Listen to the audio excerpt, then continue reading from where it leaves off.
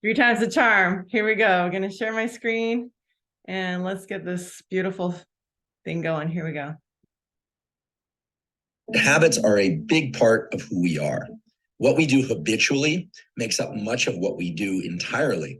In fact, it's estimated that up to 70% of our waking behavior is made up of habitual behavior. People are highly variable. And if you can't form one habit easily, it doesn't mean that you can't form other habits easily. It takes 21 days to form a habit. Some people say 18, some people say 21, some people say 30 days, some people say 60 days. So which one is it? Does it depend on the habit that one is trying to form? Or does it depend on the person that's trying to form the habit? There's a study published in 2010, first author Lally, L-A-L-L-Y. This study found that for the same habit to be formed, it can take anywhere from 18 days to as many as 254 days for different individuals to form that habit. So what I'd like to do is to take the scientific literature of how the nervous system learns and engages in neuroplasticity and apply that to habit formation, habit maintenance, and if so desired, how to break particular habits. I'd like to give you a particular tool that's gleaned from the research psychology literature. With each repetition of a habit, small changes occur in the cognitive and neural mechanisms associated with procedural memory. So I just want to talk for a second about what procedural memory is. In the neuroscience of memory, we distinguish between what's called episodic memory and procedural memory. Episodic memory is a recall of a particular set of events that happened, whereas procedural memory is holding in mind the specific sequence of things that need to happen in order for a particular outcome to occur. So think of it like a recipe or a protocol. Or if for the sake of exercise, it's like sets and reps, or a particular course that you're going to run or cycle, or the number of laps you're going to swim and how you're going to perform it. It's very clear that for anyone trying to adopt new habits, getting into the mindset of procedural memory is very useful for overcoming that barrier that we call limbic friction. How do you do that? Well, a simple visualization exercise, or it doesn't even have to be done eyes closed. Oftentimes we hear visualization exercise, you think about sitting in a lotus position, eyes closed, and you're trying really hard to visualize something.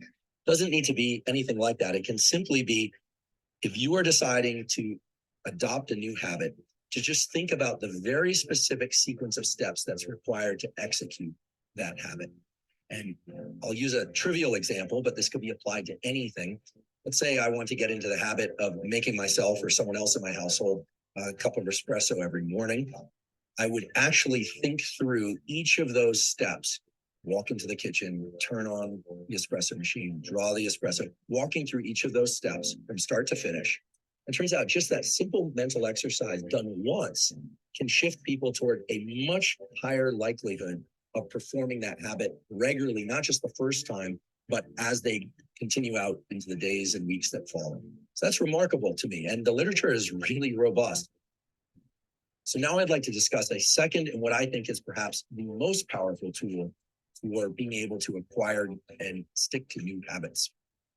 The tool that I'm referring to is something called task bracketing. And the neural circuits associated with task bracketing are basically the neural circuits that are going to allow you to learn any new type of habit or break any habit that you'd like to break.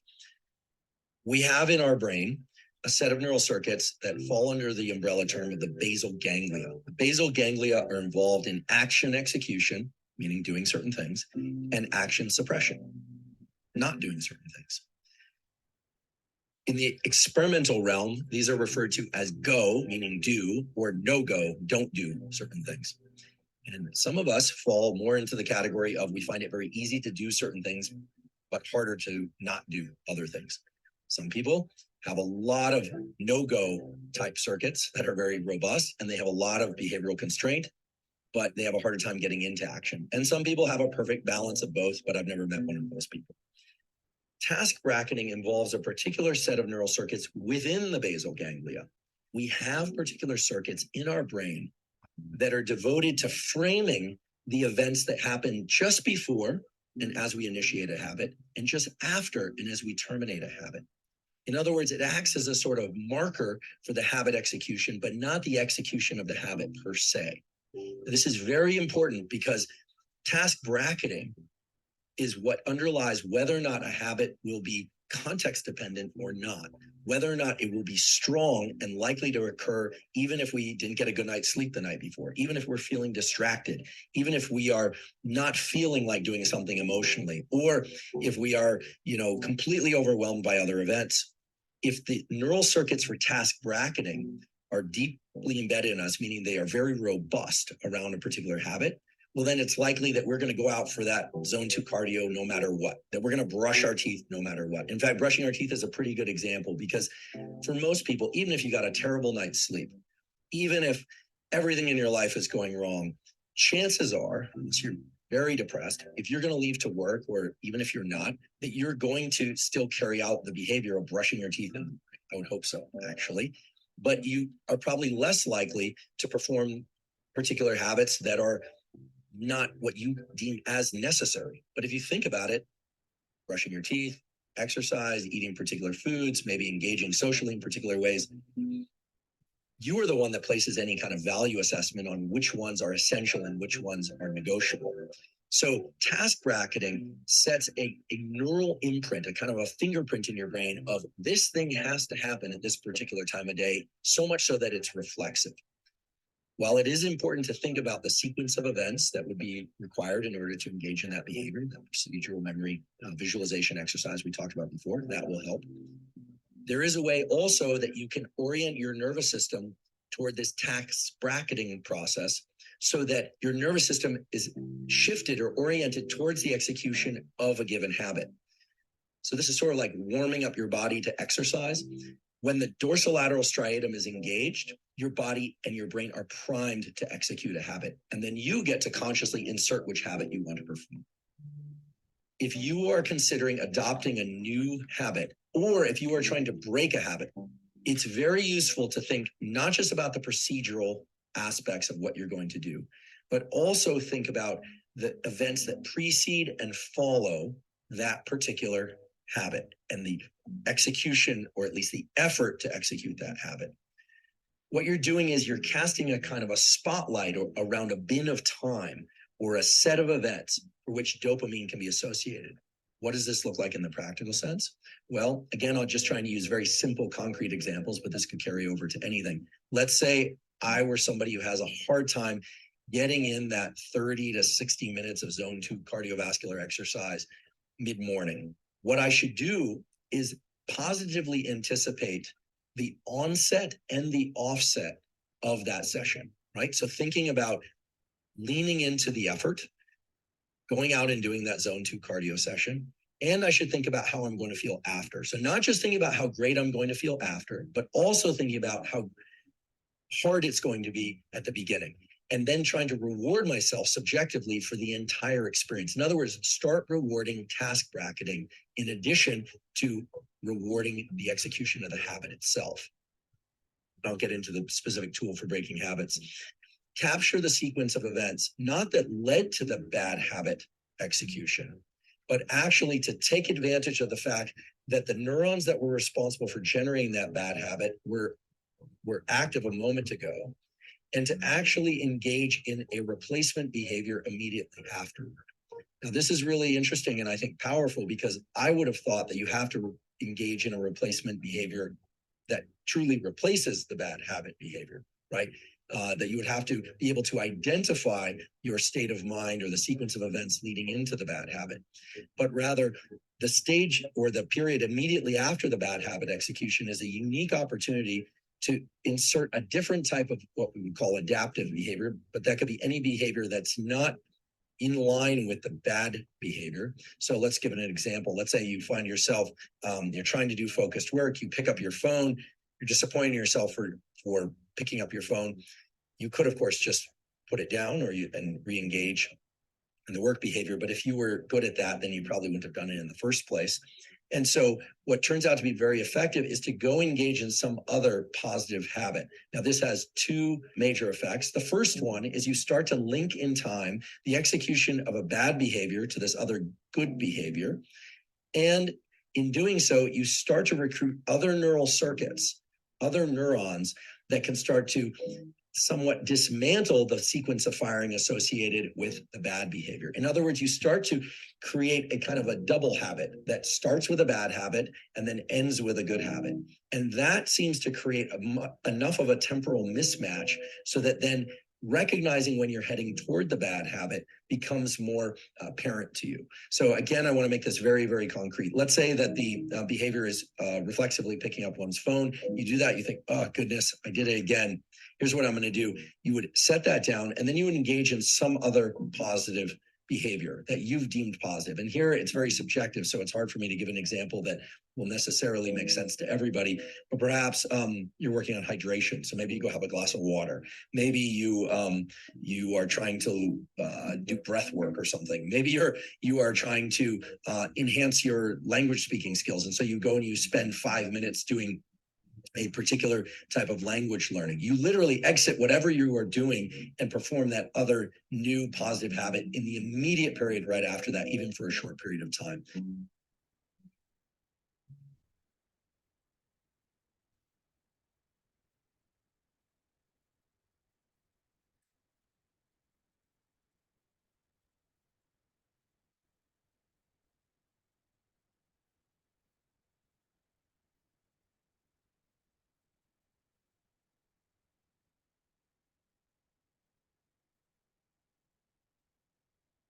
Okay, let's discuss.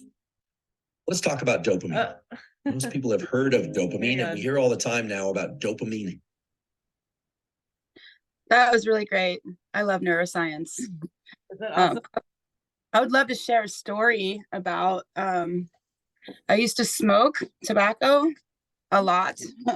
I used to make spliffs, and I had every excuse in the book of why I was a healthy smoker. And and which is really funny because now when I see people smoking, they always want to give me all the excuses, and I was like, yep, I know that one, that one, that one, that one. But I found this lady named Nasia Davos, and she's a psychologist, and she created this program basically called Breathe Sensation, and it was based on CBT, cognitive behavior therapy. And at the time, like, well, still, I don't like indoctrinate things or like scheduling stuff or whatever. And I'm just like, oh, this is weird. But you know what? I liked it because she was a psychologist, and she basically was like, I'm going to teach you how your brain works. And I was like, oh, okay, this sounds really interesting. And so I did it. I paid the $300, and it was even a money back guarantee. And I started the program, and it was absolutely incredible. And it was only 10 days. And when I started, I only wanted to cut back. I didn't even want to quit. And so when I started, it was like seriously looking at your brain, looking at your habits, but there were a foundation. And for me being a builder, I could get behind that because I'm like, without a foundation, you can't do a roof. So all the steps are so vital. And it only took me 10 days, and I quit. The 10th day I was done, and I've never looked back. I can't stand the smell of tobacco. It turns me off so much. Yeah, it's incredible. So yeah, watching your brain rewire neuroplasticity is, yeah, absolutely fantastic. So yeah, sometimes it's 30 days, sometimes it's 60 days, but I think when you are making that choice, and when we do as humans make a choice, it is so strong, especially our wants. Our wants are so much stronger than our needs, that yeah, you can change a habit with any days you want, honestly. Great, that's incredible. Yeah. Thank you for that inspiration. Yeah. Go ahead, Glennon. The thing I related to, but there was a lot of that and really good, but is the sequential part. I've done a lot of work with very difficult kids and youth and all kinds of alternative programs. And I mean, very angry kids, it's hard to even get their attention. And I'm thinking of when I've taught math to people that were completely lost or art, either one. Oh, I can't do art. I can't do art. But if you really broke it down to simple steps, sequential steps. Mm-hmm. I mean, I've been in classes where kids were lost in an algebra equation and taking it, it was like serious to get their attention. But, when I got their attention, actually saying, okay, follow this, right? I'm going to take you through the whole process. And somehow they did. And anyhow, they got it. And their teacher hadn't been able to make that success, their regular teacher. So if you really break stuff down into simple, achievable steps, you know, you can teach almost anything, or you can change almost anything, I think, is what I've learned. Yeah, thank you.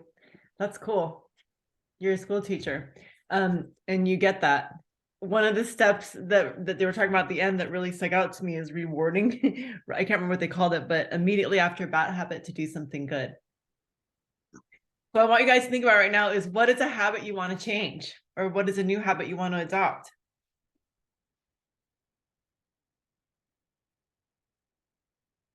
Go ahead and write it down. Take a minute. Write down. Let's take 1 minute to write down whatever it is. I'm going to set my alarm. We're going to do 2 minutes of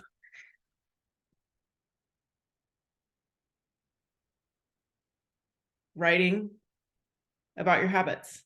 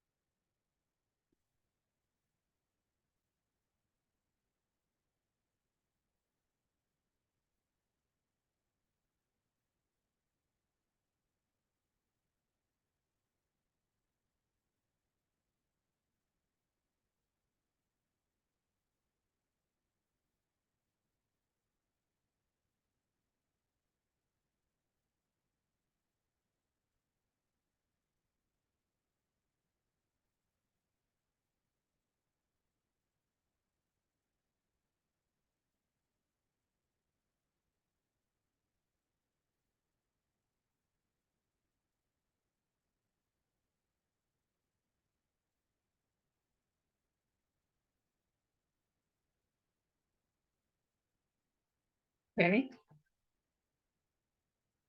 So now let's think about how you want to shift that habit. What tools apply? So one of the tools is to spotline, like a bin of time around the habit, right? And so like if you're wanting, so there's habits we want to end, like for me, scrolling on social media, scrolling and like getting stuck on my phone and constantly being on my phone, right?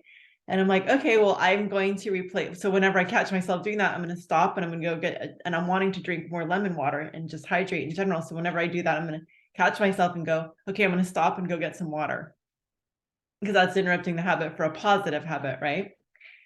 Thanks, Lena. And so then the other thing is to do the spotline. So another habit I want to create is to walk more and go to the gym and actually like get on the treadmill more, get more cardio, right? And I want to do that daily. Well, for me, I have a hard time getting to the gym. That's actually the hard part, right? We're supposed to visualize what's hard. The hard part isn't being there walking. That's fun. That's exciting to me. But the hard part is quitting what I'm doing and getting to the gym. It was actually like disciplining myself to like stop working or whatever I think I need to do. So one of the things I'm doing is I'm going to reframe my mind and what I'm thinking about it. So I'm willing to give up having everything done in order to get to the gym. I'm willing to be like, it's okay. I'm going to let myself for 1 week get behind. If I think that I'm going to get behind by going to the gym, I'm going to allow that to happen for 1 week, right? That's how I'm going to, like, my mindset around it is like, it's okay to get behind. And, but the spotline bin of time around it is to like, think about, imagine myself, like actually picturing myself, what is my routine before I go to the gym? Because that's the hardest part, like, right? It's like, for me, it's like actually getting to the gym. Well, I want to visualize myself putting on some workout clothes, stopping what I'm doing, no matter what, putting on some workout clothes. Maybe it's first thing in the morning, maybe it's 5:30 in the morning, right? But like, so maybe I'm going to visualize myself getting out of bed first thing in the morning, putting on my workout clothes, getting my glass of water, and then driving to the gym. How am I going to get there? It's very close. Am I going to walk or am I going to drive? Okay, then visualize myself driving to the gym.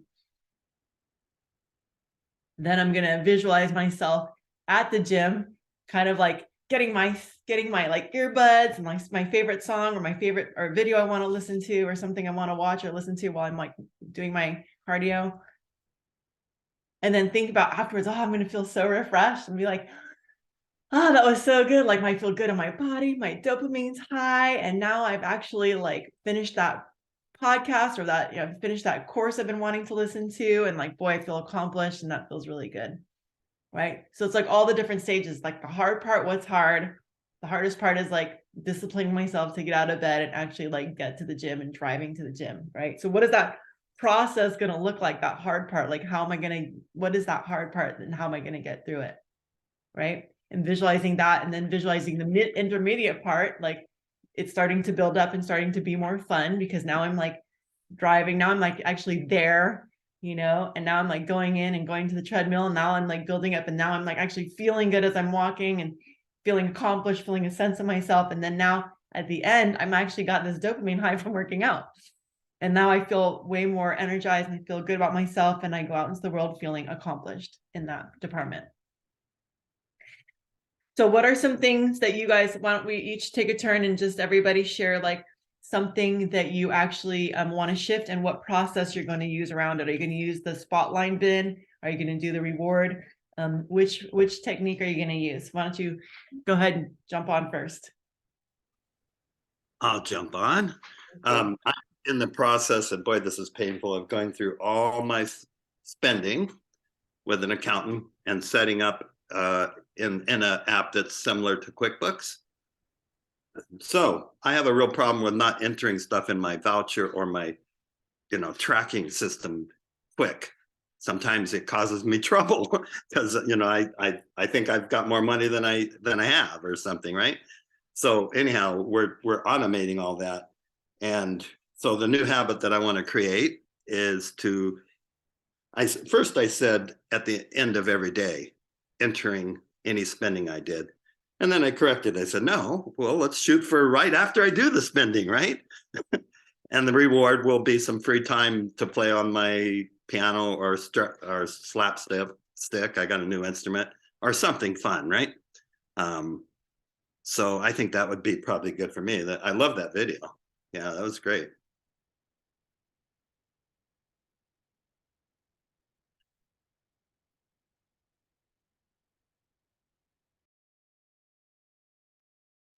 That's awesome, Glennis. I think that's so cool. I think the one thing that Glennis, you have that I'm like kind of curious about myself is like, I don't really know what I have that's fun besides just working. Like I don't know, I'm just like a constant servant to the present state of beingness. And I think one of the things that I want for myself is I want to be able to wake up and do some self-care and have time for myself, but I generally don't do that. I get up and immediately I have 4 little kitty cats that want my attention and direct my focus. And then I'm in the kitchen. So I'm putting the dishes away and, maybe I'll make myself a tea, which I consider self-care. It's good. It's like, but then, I'm done with all that and I just want to run out, go get a coffee, start my day and do other things. I don't take the time to, do a neti pot or a dry brush or do some yoga or meditation or any of that stuff before I just get caught up into the flow of my ever-present serving, and that's a little strange for me. That's a little hard. I'm looking at that, not so much as if I want to change it, because I don't want to push and struggle, but I do know that I could probably serve myself better if I did do that for myself, if I had a routine of self-care. So it was a perfect time to have that video for sure for me. So Anne, thank you. What would a couple questions come up would be, what would need to change in order for you to be able to do that self-care? Like, for instance, would you want to get up earlier? Would you want to take out one of those things you do in the morning and replace it with something else? Like, where would you fit that in? I think I would have to get up earlier. I think I would have to get up earlier, which means that I'd have to go to bed earlier. How about I would get to? Yeah, I would get to go to bed earlier. And the cats are an interesting predicament too, because they sort of wake me up a lot, so it's like my sleep is lately especially just been like, oh my God, can I please sleep for more than 20 minutes without you guys messing with me? It's been really challenging. Like a lot is going on at the house. So I think going to bed earlier is definitely something that I could do. Getting up earlier. I mean, I'm already waking up at like 5:36, it's just do you get up? depends. Do you wake up at 5:36 or do you get up at 5:30 or 6? Wake up at 5:30 or 6, and then maybe, Robert and I will cuddle for a half hour or something, and then we just get up and we're, on the way to the spa to go clean it and do our morning routine there, whatever, we get out there by 7:30 or 8 every morning, and then I'm on the call at 9. So it's just a lot. Actually, he's calling me right now. Let me message him that I'm on the phone. You're getting a coaching session. Yeah, he's in Pennsylvania right now. Okay. All right, yeah. So, oh yeah, so but I sold neti pots for 6 years, and when's the last time I rinsed my nose? Like, I teach about dry brushing. When's the last time I had time to do it? It's like, for me, it's about integrity and really standing in alignment with what I know is true. A little bit like Lena, I think that's her name, said, like the healthy smoker, a little bit that I'm like that. I'm like the healthy, wellness entrepreneur, and yet I'm not doing my daily, it's like, I know it, so it's fine. It's like, I got that, I'm fine. I'm healthy. I totally got that. So I want to invite you into some wording that might support you. Not that I don't have the time, but I haven't made the time yet. Yeah. Yet. I haven't made the time yet. And so that's the thing that you're able to shift. So now you can start looking at places where do you spend your time? So it's kind of like budgeting. Mm-hmm. Like Gleneth is budgeting. Look at one thing you can do is write down, what do I do every single minute of your day? Start paying attention and writing down, what do I do all day? What do I do at this time? What do I do at that time? What do I do at this time?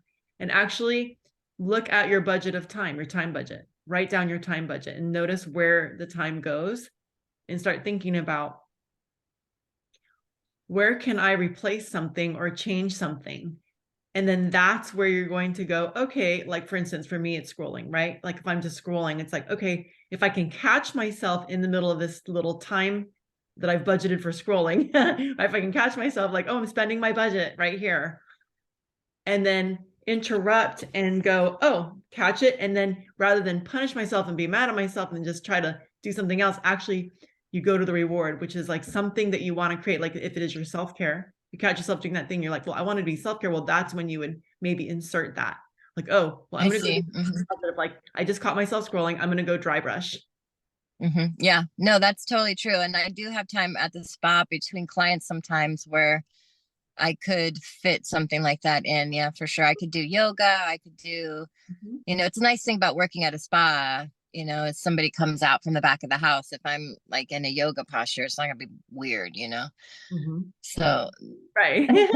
They're like, oh, right, that's continuous with the identity, the brand. Right, that's so freaking continuous. Yeah, exactly. Like imagine if you just had a yoga mat out there, or even two, and you're like, after you get out of the spa, you can come join me on the yoga mat if you want. You feel free to stretch after your thing in the water, and now we'll feel free to yeah I'm gonna be doing yoga too.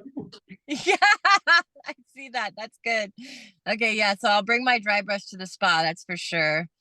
And then we do have a yoga mat there, so that's perfect. Yeah, so those are both good things. And I like that. What did you call it? Replacing it or There is a word for it. It's a reward something. It's called the reward. I forget what they said. Like it's a reward pattern or something like that. But it's basically where you immediately after the bad habit, you do a good habit. I like that. I like that a lot. That's really powerful. I think that can help me. Mhm. Beautiful. Yeah. So when you do something that you're, yeah, so quote unquote bad, but whatever you have a habit that you want to replace, then you catch yourself. And the more you do that, the more you'll start to notice yourself doing the bad, quote unquote, bad habit. Right, right. The other habit, you'll start to notice. And that's what they were saying is like, the more you do it, the more you'll notice that you've been doing this other thing because you keep rewarding it with like, you keep putting the reward in until pretty soon the reward replaces it. Yeah, dude, you're gonna be like going to the bathroom so much because you're drinking so much lemon water. Yeah. It feels so That's great. I'll stop squinting my face, my neurology will change. I love it. And then the other thing is to visualize it going into it. Like, so if you're like if you're saying you're like, let's say maybe you're like, okay, I'm going to start taking a lunch break at 12 or whatever. Like maybe you guys, I don't know if you guys slot in time for yourselves when you schedule the day, but We there's don't, yeah. yeah, I mean, maybe that's something you can do too, is like be more thoughtful about how you schedule people and just be like, okay, I'm not gonna fit it in when it works for them. I'm gonna fit it like here are our times, and this is when we take a lunch, and this is when I'm gonna take a break. But then like visualizing yourself, when I take my break, this is what I'm gonna do, and then start picturing it beforehand. You want to I reward, like that. right? Like I'm gonna do self-care at noon. And so like as soon as the last person's out, I'm gonna go into and then visualize it. Like what would be the first step?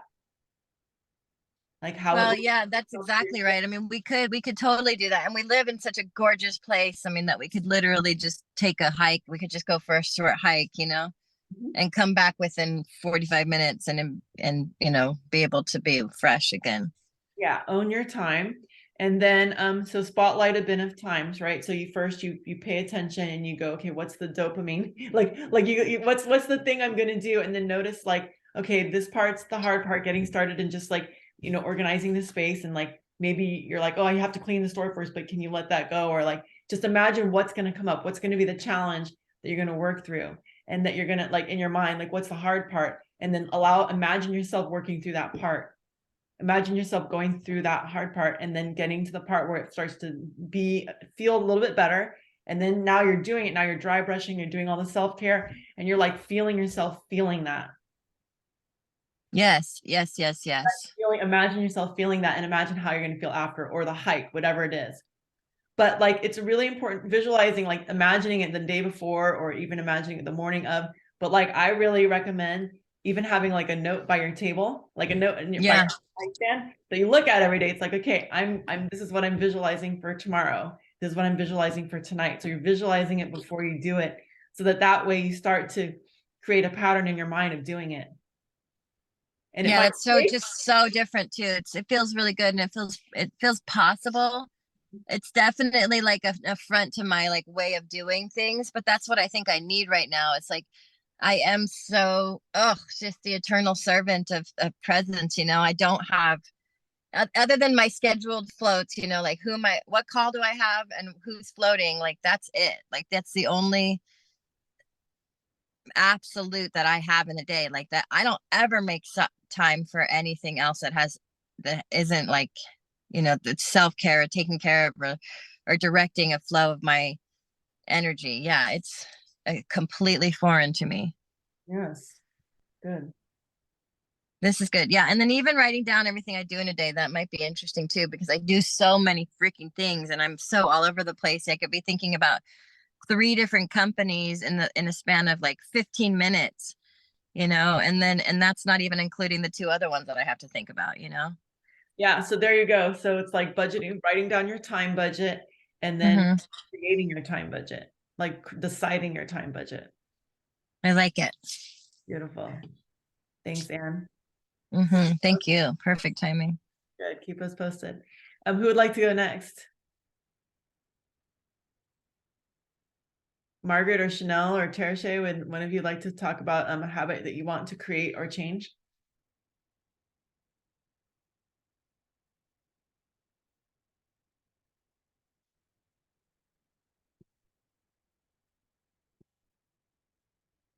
Margaret. Hey, going over what you did with Anne was really helpful for me, and just scheduling time for self-care, or even like taking Lucky out. And sometimes you get so lost in the I need to do this, and then you never act on it. Mhm.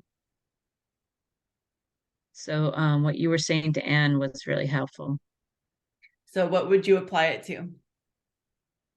I think this being outside in nature is so rewarding in so many ways for me. Mhm. And how often would you like to do that? I would like to do it daily. Yeah. Okay. And so what I've would been- you like to do? What would be some things you'd like to do daily? I like to walk on the beach, or I like to take a hike in the woods. It just varies. Okay, beautiful. And so what gets in the way of that?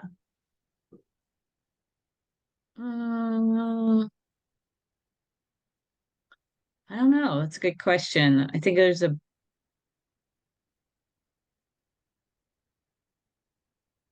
yeah, it's a good question. Um, Is there some part of you that tells yourself, for instance, like, is there a part of you that tells you like, oh, I don't have time for that? Or do you just get caught up in something, get distracted, and then you kind of like put it off? Or like what kinds of things get in the way? I think the bottom line is that there's a little bit of like uh, shame around it, and the aspect of I should be working on something, I should be doing something. And so there's a little bit like of a, yeah, there's or guilt, um, taking the time to do that, because I should be finding a job, or I should be, working on clients, working on the business. It's like more of a do and then a be, I guess. What if walking on the beach and being in nature is actually where you got your ideas for your business, where you got your ideas of who I could talk to? What if it was the place that actually generated more for you? Well, that'd be awesome.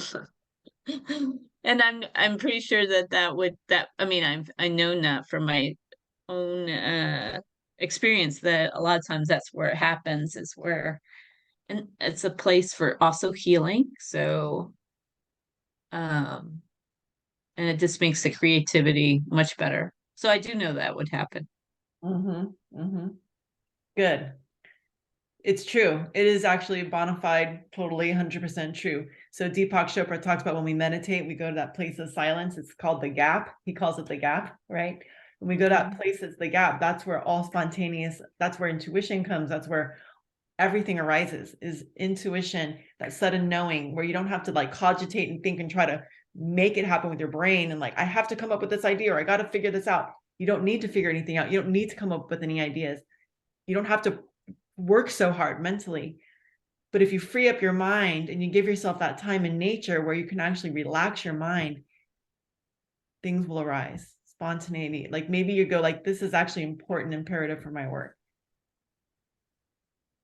Thank you. Yeah. Yeah. Oh. And then you can think about now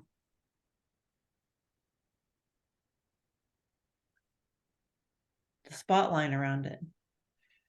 Hmm.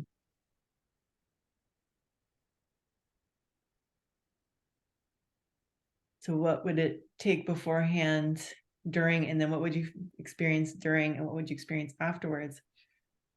I think just envisioning that taking the time out is going to be productive, have positive results in the aspect of it will give clarity of mind, which would save up so much time. Um, Yeah. so Where I think it's go ahead. just visualizing doing it, right? Getting in the car, going and doing it. And I think the other thing is usually when I do that, I stop at the coffee shop and I'm really trying hard to stay away from coffee. Okay, so you know, quote unquote bad habit, and then like how do you what's the reward that you put in when you do that? I think just drinking more water and just being around, um, feeling better, right? Because the side effects is not so good. Right. So if you catch yourself drinking coffee, you're like, oh, let me reward it with going to the beach. Let me like Yeah. actually go to the beach now that I've done my coffee. Now I got to replace it with, now I got to actually do something good. Yeah. And then that now like change so that's the reward immediately following the bad habit, right? Yeah. Yeah. Take along some coffee proteins. Yeah. Start drinking our coffee protein drink. I love this idea of rewarding myself for bad behaviors. Right. So now insert the reward. Like, okay, now I'm gonna go do this thing. Yeah. Thank you. So think about it. So and then also like leading up to it, like what does it take to get to the beach? Is there like a process around getting ready for the beach? Process around like are there things that need to happen at home? Like do you have a routine to go to the beach? Do you need to like put on your shoes? Do you need to get lucky ready? Like what is that going to look like? Yeah, I think it's just like having it ready and like this when I hop out of bed, just right go down to the beach. Um, it's being like doing it first thing, I think is the best thing. Great. So now you know when you want to go to the beach. First thing in Mhm. the morning. So at night, I want you to be visualizing this all day today. Tomorrow morning, visualizing yourself popping out of bed and going to the beach. Mhm. I used to do that before my back was bad. I started that, and during the pandemic, I would like wake up early, and I would actually just like wake up early, like Mhm. set my alarm, and I was like at 7 o'clock, I wanted to be at the beach, and so I would like literally like do that, and I created a habit Mm. out of it, a routine, and I would record it, and then it gave me stuff for social media because I'd be like recording everything at the beach, and then I'd post it, and it's like every day it was like a beach day. Yeah, So great. Yeah, that's a real, yeah. I so remember start visualize. Yeah, you remember that. So start visualizing yourself getting ready for the beach in the morning. What is it going to take? Start visualizing your morning routine.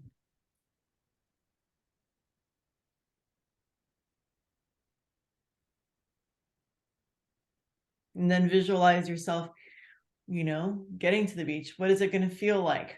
Even if it's hard, like if the morning's going to be hard, visualize, like just allow yourself to feel whatever is going to come up for you, and but see yourself doing it.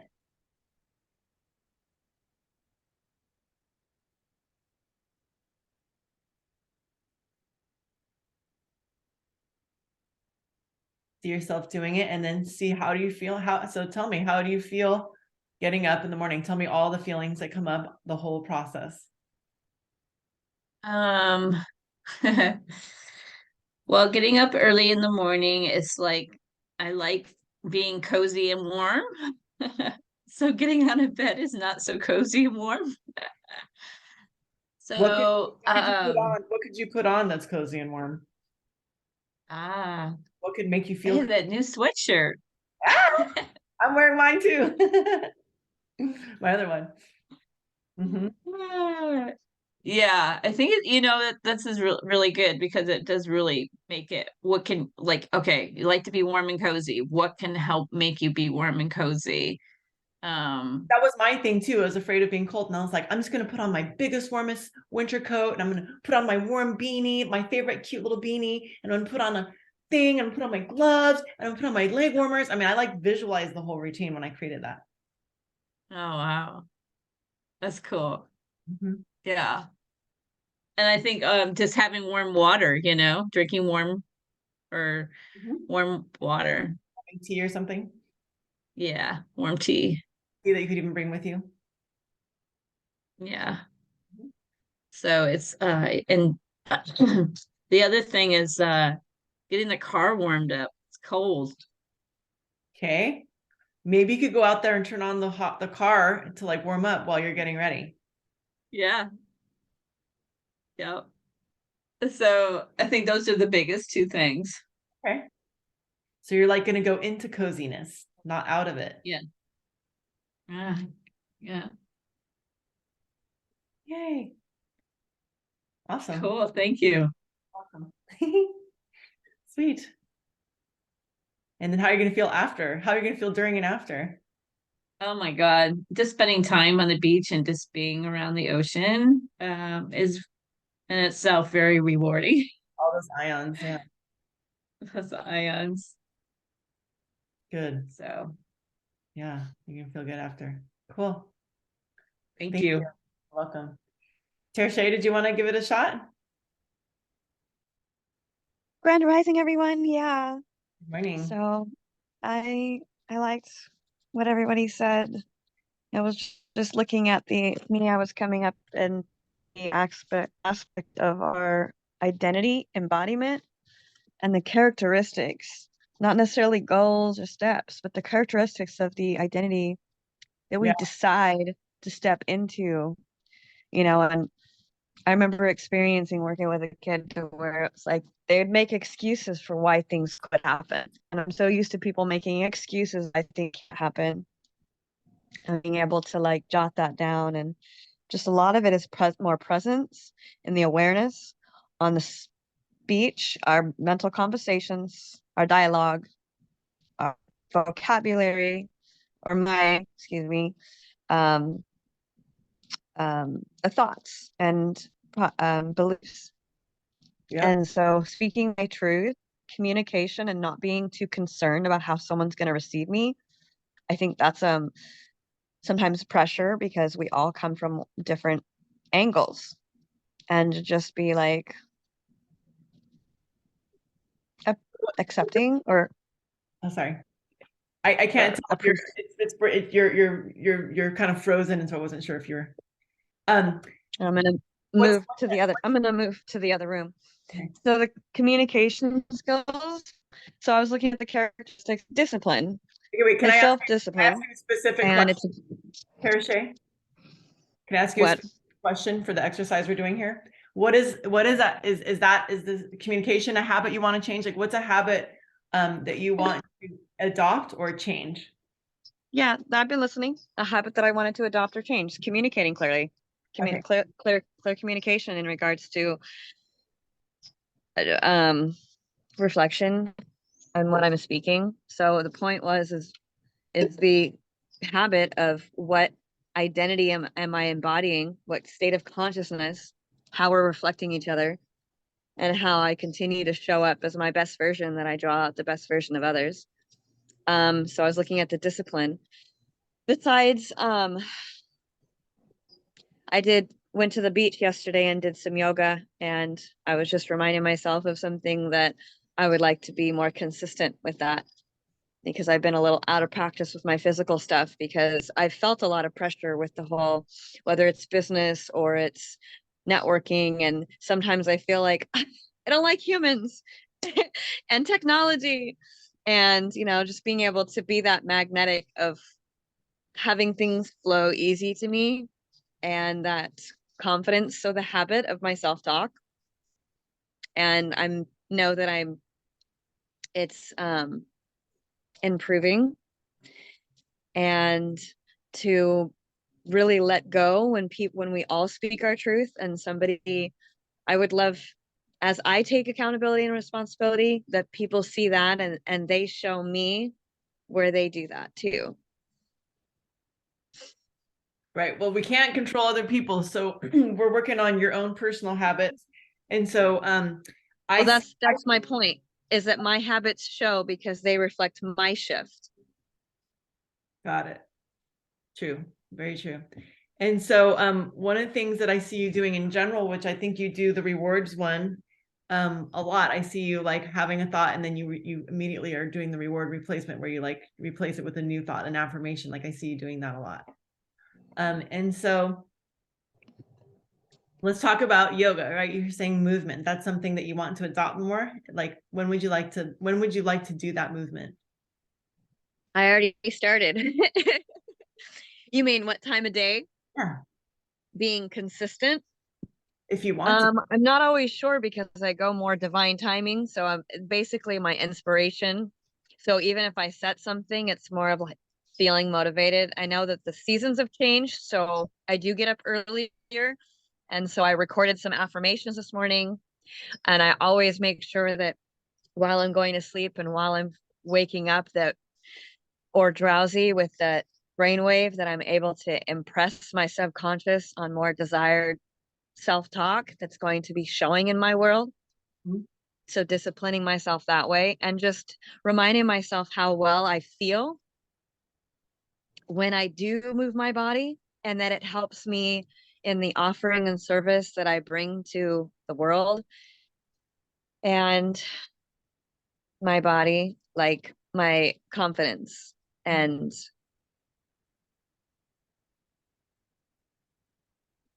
Yeah. So let's imagine. So what's do you have a specific movement you want to do, or just kind of any movement? Like, do you just want to have movement in your day? It doesn't matter what it is, or do you specifically want to it's do my flow. something? I have a certain flow that combines a bunch of, Okay.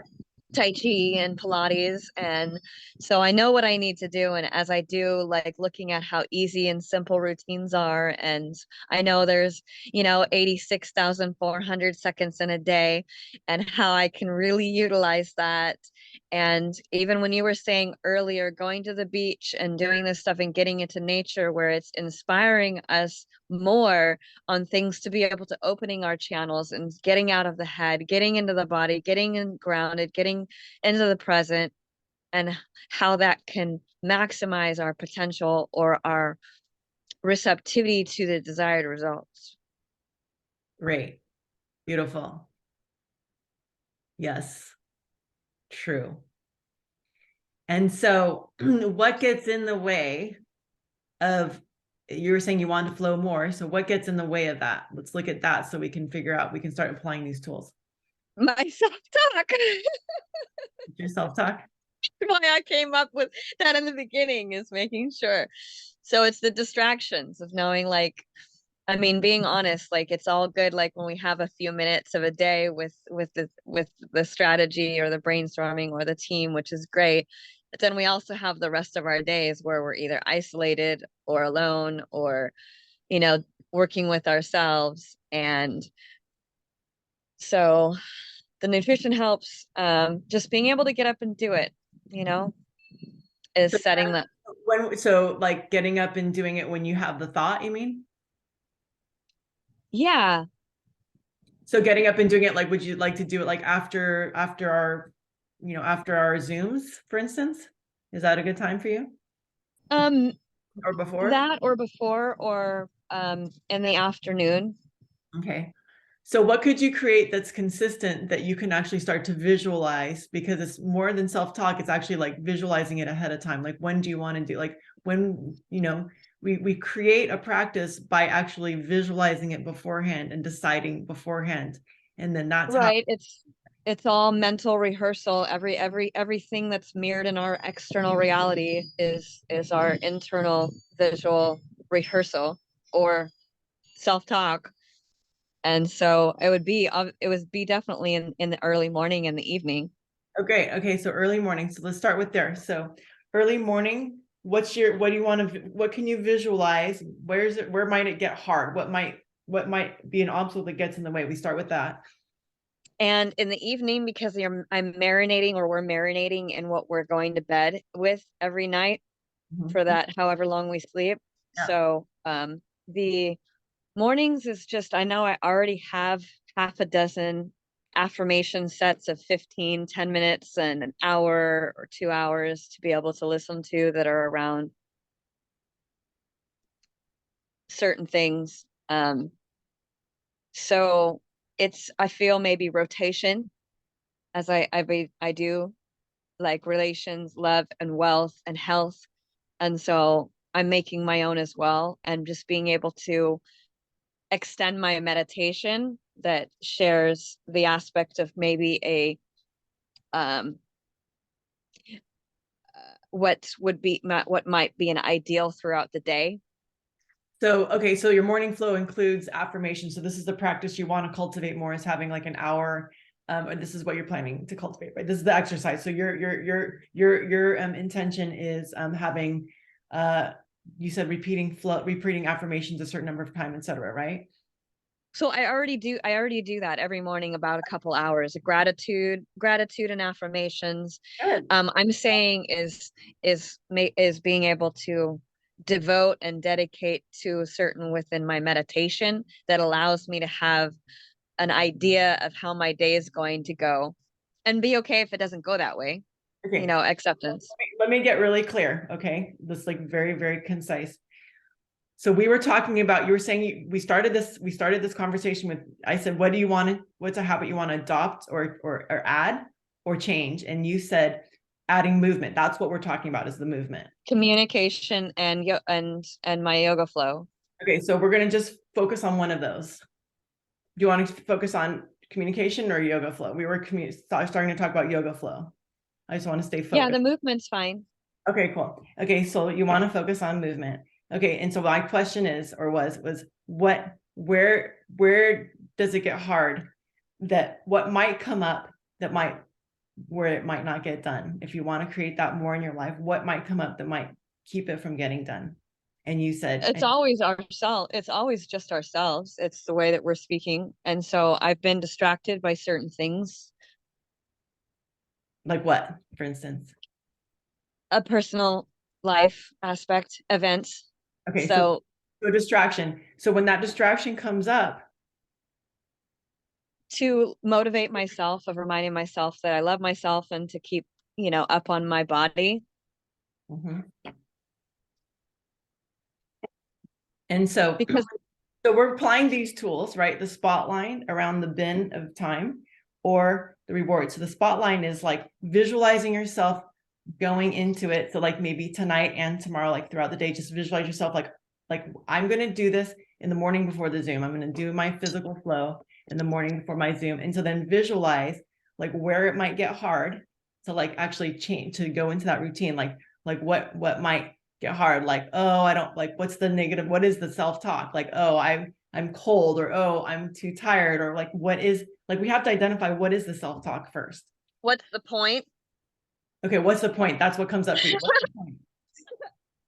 Okay, beautiful, thank you. That's something we forget. So like the thought is like, what's the point, right? What else? Anything else? Honestly, less thinking, less strategizing, less thought, less analyzing, and just more breath, more action. So it's just a decision. It's just me deciding, like I did, to just do it. Okay. Instead of thinking about it, I just do it. And okay. I've been doing good at it. So now just start to visualize yourself like in whatever you're doing beforehand. What are you doing before you move into yoga flow? I drink water. Okay. Or I drink my smoothie. I don't really, it's more intuitive. So I have different routines, different poses, and to just kind of go in what I know and see where it comes from there. Okay, so beforehand, you drink your water, you have your smoothie. And so now visualize yourself from there, moving to your mat or wherever you do it. Visualize yourself like visualize yourself going through that whole process, and then how you're feeling moving into it. Like as you visualize the feeling as you're getting ready to do it. Like whatever feeling, not trying to conjure a feeling, but what actual feeling comes up. Like, is there resistance? Is there like hesitation? Is there like, I'll do it later, or I'm not feeling it? Is there like any resistance? Because that's what they said in the video. It's like, you first have to identify like, first you have to identify like anything hard that comes up, and you have to allow yourself to visualize that happening so that you can move past it. Yeah, a lot of the stuff is also with being like air sign is getting out of my head and getting into my body. So it's so what might come up is like, so maybe there's like some feeling of like, this is, you're like in your head, you're having like some thoughts that are like distracting you from it. So just visualize yourself. So I'm gonna let you go because it's already 10:19, but I just want you to go ahead and visualize. Just start thinking about visualizing like yourself actually wherever you feel like it might get hard, and then visualizing how you move out, transition out of that into the yoga flow. And then imagine how you feel when you start the yoga flow. Like, how does that feel? So the part of the imagine and visionation, I get what you mean, is being able so that I would rather be doing more of it in nature or the at the beach. And so not being able to just drive out there. So just being, if I'm doing it here, Now we're nailing it. Yes. now if I'm doing it here, I can be able to visualize that it's on the beach like I was yesterday with my yoga mat. Yeah. And it was foggy, but then the sun came out and I still did my movements and my breath work. Mhm. So visualizing like how it feels. So you kind of identified something that like it feels better to do it on the beach, and like there's like the resistance is that like I'm here, I'm not at the beach, I'd rather be somewhere in nature, and I'm here. So that's really good. You've identified now the resistance. Okay. That's super important not to like miss that step. That's an important part of like recognizing like, okay, this might come up for me. And then now you've solved it, because now you're like, okay, well, I'm going to visualize myself on the beach even while I'm here at home. You're like, I'm going to visualize I'm in nature while I'm here on my mat. That's what you said, right? So visualize yourself going into that space and see what it feels like. And he said, like, you want to feel what you're all the different feelings, any resistance, and then noticing yourself moving through it. And then now you're like in your flow. Now, how do you feel now that you are in your flow? Practicing.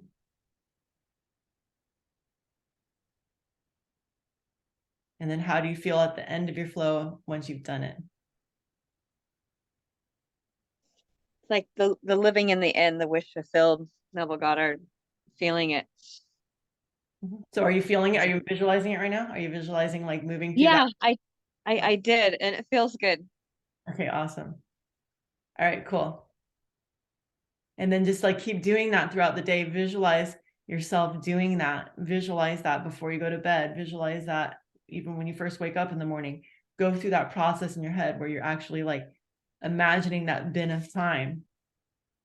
And you're allowing your dopamine, as you visualize that process, what you're doing is you're allowing the dopamine to come up, and that's going to move you into the practice. And so the next one, when you asked about excuses or resistance, is that I would rather have be like teaching, like having students. I would have like 6 people. So it's silly for me to like, oh, not doing it myself. It's so much easier when I'm guiding more people. And Well, maybe so it's like, you can put out a post online and say, anybody want to come over, for a 6 a.m. practice or whatever, looking for 1 to 5 people to come join me. I figured in the afternoon or evening. I don't know who's going to get up early. Okay, so then afternoon, evening, that could be your afternoon, evening practice, that you could create with people, like a community practice. Put that out on social media. Donation based. There you go. So you're somebody who knows that you are a creature of, working with other people. I'm the same way. I work better. I show up. If I'm showing up to the Zoom, I'm going to do my work. So the Zoom helps We help each other. me accountable. Okay. Thank you. Maybe do some writing around this right now and like kind of like seal that in.